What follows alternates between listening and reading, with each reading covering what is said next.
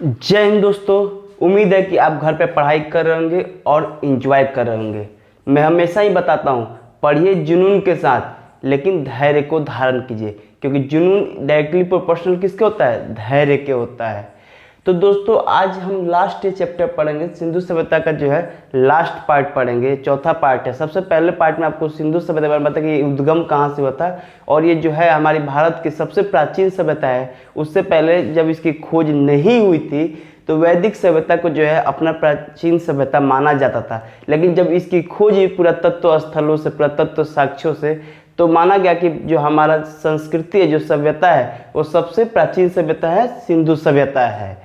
तो सब उसमें उसका उद्गम के बारे में पढ़े थे, उसके विनाश के बारे में बता दिए, कुछ लोगों के जो विद्वानों का मत था उसके बारे में, काल के बारे में बता दिए थे। अब जो है दोस्तों सेकंड में आपको बताया था कि सिंधु सभ्यता का जो प्रमुख स्थल है, जो चार त्रिभुजाकार है और चार उसके जो प्रमुख स्थल, उसके बारे में बताया था। फिर तीसरे में भी आपको प्रमुख जो जहाँ जहाँ स्थल पाए गए, अफगानिस्तान में पाए गए, फिर आपको पाकिस्तान में पाए गए और भारत में सबसे ज़्यादा पाए गए, उसके बारे में बताया। और आज हम उसके बारे में चर्चा करेंगे कि आखिर वहाँ का राजनीतिक जीवन, सामाजिक जीवन, धार्मिक जीवन और आर्थिक जीवन कैसा रहा। तो दोस्तों आपको बता दिए, जो भी है इसका कोई प्रमाण नहीं है। जैसे अगर आप राजनीतिक जीवन के बारे में जानेंगे तो इसका कोई लिखित साक्ष्य या कोई ऐसा पुरातत्व स्थल या कोई प्रमाण नहीं मिला कि आखिर वहाँ पे कौन राज करता था। जैसे अभी अपना जो राजनीतिक अगर देखा जाए जीवन, करेंट में अगर जोड़ कर देखा जाए, तो आपको राज्य में आपको मुख्यमंत्री, मतलब कि विधानसभा, विधान परिषद है।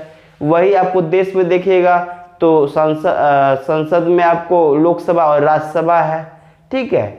तो मतलब राजतंत्र है, एक तरह से लोकतंत्र है। लेकिन यहाँ पे कुछ स्पष्ट नहीं हुआ कि आखिर कौन शासन करता था। हालांकि यहाँ का जो विकास था, जो नगरीय सभ्यता था, उससे अवगत होते हैं तो पता चलता है कि कुछ अच्छा रहा होगा यहाँ का राजनीतिक जीवन, जो लगभग 600 वर्षों तक कायम रहा, जहाँ कभी युद्ध नहीं हुआ और शांतिपूर्ण जीवन रहा। तो आइए देखते हैं, सारे इसके फैक्ट्स देखते हैं एक्चुअली क्या था ये। तो यह सभ्यता लगभग 600 वर्षों तक कायम रहा। इससे स्पष्ट होता है कि कोई अच्छी राजनीतिक व्यवस्था रही होगी। हमें लगता है कि दोस्तों इस लाइन को रटने की जरूरत नहीं है। SRS शर्मा के अनुसार कहते हैं कि वाणिज्यिक वर्ग और व्यापारिक वर्गों के हाथ में था। जी दोस्तों, बिल्कुल ऐसा हो सकता है। अब दोस्तों सबसे पहले आपको बता दें वाणिज्यिक वर्ग क्या होता है। जो वाणिज्य होता है, कहने का मतलब है कि वाणिज्यिक वर्ग उनको कहते हैं जो एक वस्तु का आदान प्रदान करते हैं, या फिर जो बीमा है, नहीं जो पत्रचार है, ये सब क्या है, वाणिज्यिक वर्ग के अंदर आता है। और वस्तु जैसे आपके पास मान लीजिए कि आपके पास सब्जी है और मेरे पास मान लीजिए स्टेशनरी आइटम है, तो मैं आपको सब्जी लिया और आपको मैं स्टेशनरी आइटम दिया, तो दोनों में वस्तु का क्या हुआ, विनिमय हुआ, आदान प्रदान हुआ। तो वो काम कौन करते हैं? वाणिज्यिक लोग। अब व्यापारी क्या करते हैं कि मान लीजिए एक दुकान खोल दिए, ठीक है, अब उससे एक से ज़्यादा लोग सामान खरीद रहे हैं पैसों से, तो वो व्यापार कहलाता है। तो हो सकता है ये पॉसिबल है, लेकिन उसमें आपको ध्यान रहे दोस्तों कि सिक्के का आविष्कार या खोज नहीं हुआ था। वहीं पे देखिए A.L. बसाम के अनुसार क्या कहता है कि पुरोहितों का शासन था। दोस्तों ये मान सकते हैं, क्योंकि मंदिर के साक्ष्य नहीं पाए गए हैं। तो जाहिर सी बात है, जहाँ मंदिर ही नहीं है वहाँ पुरोहित कहाँ से आएगा, पंडित कहाँ से आएगा। तो थोड़ा मानना ये डिफिकल्ट है अपने लिए। स्टूड पिगट क्या कहता है कि हड़प्पा और मोहनजोदड़ो को इस सभ्यता का जुड़वा राजधानी कहा जाता है। बिल्कुल दोस्तों सही है, क्योंकि सबसे पहले हड़प्पा और मोहनजोदड़ो ही खोजा गया था, और इस सभ्यता का सबसे बड़ा जो क्षेत्रफल है हड़प्पा और मोहनजोदड़ो ही है। यहाँ अस्त्र का कम अभाव था, महल का अभाव था। जी दोस्तों, बड़े बड़े महल नहीं हुआ करते थे, अस्त्र शस्त्र नहीं हुए। अस्त्र शस्त्र कहाँ से होंगे? जहाँ युद्ध ही नहीं हुआ वहाँ अस्त्र शस्त्र कहाँ होगा? वहाँ शांतिमय सभ्यता था। तो दोस्तों इससे स्पष्ट होता है कि जो राजनीतिक जीवन था, इसमें कुछ ऐसा था कि या तो पुरोहित हो सकते हैं, या तो वाणिज्यिक लोग हो सकते हैं, या तो व्यापारी, यही तीन हो सकते हैं। तो वाणिज्यिक और व्यापारी याद रखिएगा शर्मा जी का कहना था, और बासम जी का कहना था कि पुरोहित थे। तो ये फैक्ट्स पूछ सकता है। आइए अब सामाजिक जीवन देखते हैं। तो सामाजिक जीवन आज की समाज और पहले के समाज देखते हैं। अभी आज का समाज क्या है, पितृत्मक था। क्या है, तो पितृ सत्तात्मक है, क्योंकि आपका नाम जो है पिताजी के नाम से जाना जाता है। लेकिन पहले क्या था, यहाँ मातृ सत्तात्मक था। क्यों था, क्योंकि उसमें जो है स्त्रियों की मूर्ति ज्यादातर पाया गया है। उसके बाद उर्वरा देवी की मूर्ति का प्रमाण मिला है।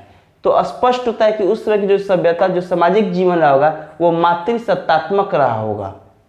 वही वर्ण व्यवस्था की बात की जाए तो वर्ण व्यवस्था आपको वैसे तो कोई साक्ष्य नहीं मिला है, ठीक है, क्योंकि समाज कई वर्गों में विभक्त ऐसा माना गया है। कौन कौन वर्ग, तो वही पुरोहित, व्यापारिक, शिल्प और श्रमिक। श्रमिक जो मतलब मजदूर लोग कहते हैं, शिल्प जो आपको बर्तन बनाते हैं, लोहाकार हो गया, सोनार हो गया, या फिर आपको कुम्हार हो गया, ठीक है, तो उनको हम शिल्पकार कहते हैं, ठीक है। पुरोहित आप पता है, पंडित को कहते हैं।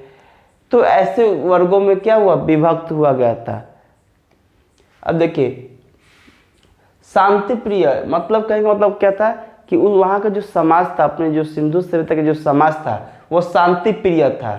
और क्या था दोस्तों, तो शाकाहारी और मांसाहारी, मतलब शाकाहारी और मांसाहारी दोनों से ये परिचित थे।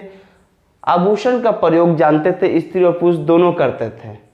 मनोरंजन के लिए क्या करते थे, तो पासा खेलना, नृत्य करना, शिकार करना, पशुओं को आपस में लड़वाना, ये इनका क्या था, इनका मनोरंजन था। हालांकि दोस्तों अगर देखा जाए तो वैदिक काल में जो है वर्ण का विभाजन हुआ है। आपको बता दें, ब्राह्मण, क्षत्रिय, वैश्य, शूद्र, जो आपको सबसे पहला वीडियो जो है प्राचीन इतिहास के बारे में बताया था, वहां पे आपको बताया था। तो वहां पे हमें साक्ष्य मिला है, लेकिन इसमें कोई ऐसा साक्ष्य नहीं मिला है। ऐसा माना गया है कि पुरोहित, व्यापारिक, शिल्प और श्रमिक हो सकते हैं। तो आइए सामाजिक जीवन देख लिए कि वहां पे क्या था, शांति प्रिय था, मांसाहारी शाकाहारी दोनों थे, ठीक है। आभूषण का प्रयोग स्त्री और पुरुष जानते थे। और आपको देखा जाए तो मनोरंजन क्या, तो पासा खेलना, पशुओं को आपस में लड़ाना, नहीं, नृत्य करना, शिकार करना, यही इनका सामाजिक जीवन था। किसका, तो इस सभ्यता का। हड़प्पा सभ्यता या सिंधु सभ्यता या कांस्य सभ्यता, तीनों ही एक है। अब आइए दोस्तों धार्मिक जीवन। अभी धार्मिक जीवन कैसा है, तो अभी आपको पता है हमारे यहाँ हिंदुओं के लिए मंदिर है, मुसलमानों के लिए मस्जिद है, ठीक है, ईसाइयों के लिए चर्च है। तो उस समय ऐसा कुछ साक्ष्य नहीं, उसमें एक उर्वरा देवी था, मतलब मातृभूमि जिसको हम कहते हैं, उर्वरा देवी का भूमि, जिसका साक्ष्य जो है एक मुहर से प्रमुख साक्ष्य मिला है, और एक मुहर से प्रमुख देवता पशुपतिनाथ का भी साक्ष्य मिला है, जिसको हम शंकर जी कहते हैं, उसको पशुपतिनाथ उस भी कहा जाता है। उसके नाग पूजा, लिंग पूजा, योनि पूजा, स्वास्तिक चिन्ह, आप देखे होंगे स्वास्तिक चिन्ह, तो ये सबसे ये लोग परिचित थे। मंदिर का प्रमाण मिला नहीं। और अग्निकुंड की जहाँ तक बात की जाए तो लोथल और कालीबंगा से क्या मिला था, अग्निकुंड मिला था। और वृक्ष एवं पशु का पूजा भी का भी प्रमाण इस सभ्यता में मिलता है। एक और बात दोस्तों कि एक पुरुष की आकृति पद्मासन योगा की मुद्रा में है, अर्थात ये योगा भी जानते थे, योगा से भली भांति परिचित थे। तो दोस्तों हमने पढ़ लिया राजनीतिक जीवन, सामाजिक जीवन और धार्मिक जीवन। अब हम पढ़ेंगे कि आखिर आर्थिक जीवन, इनका आर्थिक इनकम कैसे होता था। याद रखिए सबसे पहले हम पढ़े किसके बारे में, राजनीतिक के बारे में, दूसरा पढ़े सामाजिक, धर्म के बारे में पढ़ ले। अब भैया वहाँ आर्थिक प्रभाव क्या था, कैसे वहाँ का खर्च चलता था, नहीं कैसा वहाँ का व्यापार था, तो आइए उसके बारे में जानते हैं। तो आर्थिक जीवन के प्रमुख आधार तीन चीज था, कृषि, पशुपालन और शिल्प और व्यापार। तो लगभग आज भी यही है, कृषि है, पशुपालन है, व्यापार है, और आजकल कुछ फैक्ट्रियाँ खुल गई हैं, तो ऐसा है। तो बिल्कुल ही जब भी इसको पढ़िए तो आज को वर्तमान को जोड़ के पढ़िए, आपको हमेशा ही याद रहेगा। समझ कर पढ़िए, बिल्कुल याद रहेगा। मेरा एक ही आपको कहना है कि रटिए मत, समझिए, बिल्कुल याद रहेगा। तो आइए कृषि के बारे में जानते हैं। तो पहले बार कृषि, तो कृषि में जुताई, बुआई, सिंचाई सभी विधियों से अवगत थे, परिचित थे। इसमें गन्ना और रागी के साक्ष्य नहीं मिले हैं, ठीक है दोस्तों, गन्ना ईख आपको पता होना चाहिए। मोहनजोदड़ो एवं वनमाली से मिट्टी के हल के खिलौने मिले हैं। वही देखा जाए तो लोथल से चावल के जहाँ अवशेष मिले हैं, वही रंगपुर से धान की भूसी का अवशेष मिला है। लोथल पत्थर के चक्की के 2 पार्ट, मतलब जो आटा चक्की है ना, उसका जो 2 पार्ट होता है पत्थर का, वो कहाँ मिला है? लोथल में मिला है। प्रमुख पेड़ में देखा जाए तो पीपल, खजूर, नीम, नींबू और केला के पेड़ पाए गए हैं। अब यही देखिए, कृषि देख ली, अर्ध के पशुपालन। तो आज भी हम लोग पशु किस लिए पालते हैं?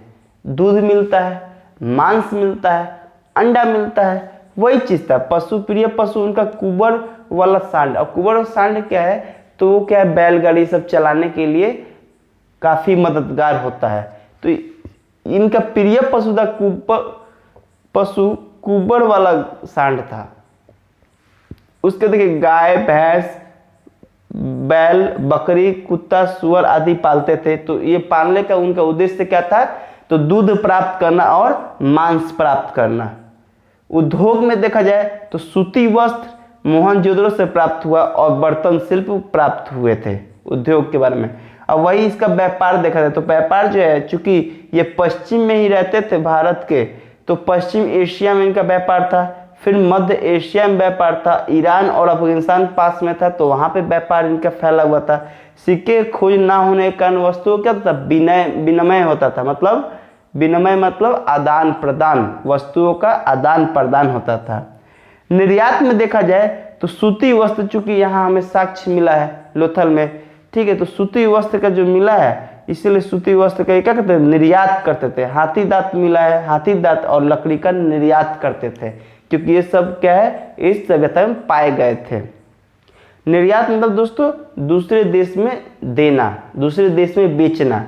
और आयात मतलब दूसरे देश से खरीद कर अपने देश में लाना। जैसे चांदी ईरान और अफगानिस्तान से आयात होता था, टीन अफगानिस्तान से आयात होता था, और तांबा और खेतड़ी राजस्थान और बलूचिस्तान से होता था। यही तीन को मिला के टीन और तांबा को मिला क्या बनता था? तो आपका कांस्य बनता था। तो उम्मीद है दोस्तों आप लोग को याद हो गया होगा। मेरा दोस्तों कहना है कि अगर सूर्य की एक किरण भी उम्मीद के बराबर दिख रही है तो बिल्कुल मत छोड़िए, क्योंकि जीत जरूर होगा। विश्वास रखिए अपने अंदर, क्योंकि जब तक आपको अपने सपने पर आपको विश्वास नहीं होगा, आप दूसरों को विश्वास कैसे दिलाएंगे? तो आप हमेशा ये सोच के चलिए कि मेरा नौकरी तो तय है, ठीक है, तो आपका नौकरी तय है और आप नौकरी जरूर पाएंगे। और याद रखिए दोस्तों कि इसी से आपकी पहचान है, आपका पहचान, आपका नाम। देखिए माँ बाप के नाम से तो हम जाने ही जाते हैं, लेकिन माँ बाप को उस दिन खुशी होती है जिस दिन अपने बच्चों के नाम से वो जाने जाते हैं। तो मुझे उम्मीद है कि आप लोगों को मेरी बातें समझ में आई होगी। आज हमने हड़प्पा सभ्यता को पूर्णतः समाप्त कर लिया। नेक्स्ट जो वीडियो होगा वैदिक सभ्यता के बारे में हम शुरू करेंगे। ये चैप्टर इसलिए इंपॉर्टेंट हो गया क्योंकि हमारा सबसे प्राचीन सभ्यता जो था वो था आपको हड़प्पा सभ्यता, और चूंकि इसका कोई लिखित साक्ष्य नहीं था, ठीक है, इसलिए ये और ज़्यादा इंपॉर्टेंट हमारे लिए बन गया था। कोई चीज़ लिखा ही नहीं है और उसके बारे में जानना, इसलिए ये काफ़ी इंटरेस्टिंग भी रहा होगा। आप लोग एक बार किसी बुक से पढ़ेगा, जितने भी फैक्ट्स आपको मिले हैं लगभग मैं एनसीईआरटी का ही बुक का उपयोग करता हूँ, जो कि आपके एग्जामिनेशन के लिए फैक्ट्स के लिए अच्छा है। और साथ ही मैं सोचता हूँ कि ऐसा पॉइंट्स आपको बताऊँ कि मेंस का भी आपको पकड़ हो जाए, तो आप मेंस का भी तैयारी यहाँ से आराम से कर सकते हैं। तो उम्मीद है दोस्तों आपको मेरा वीडियो अच्छा लगा होगा, तो शेयर, लाइक और कमेंट्स करना बिल्कुल ना भूलें, क्योंकि आपके कमेंट से मुझे बहुत ज़्यादा मोटिवेशन मिलता है और मैं हर रोज़ वीडियो बनाने के लिए प्रेरित होता हूँ। तो इसी बातों के साथ विराम लेते हैं। जय हिंद, जय भारत।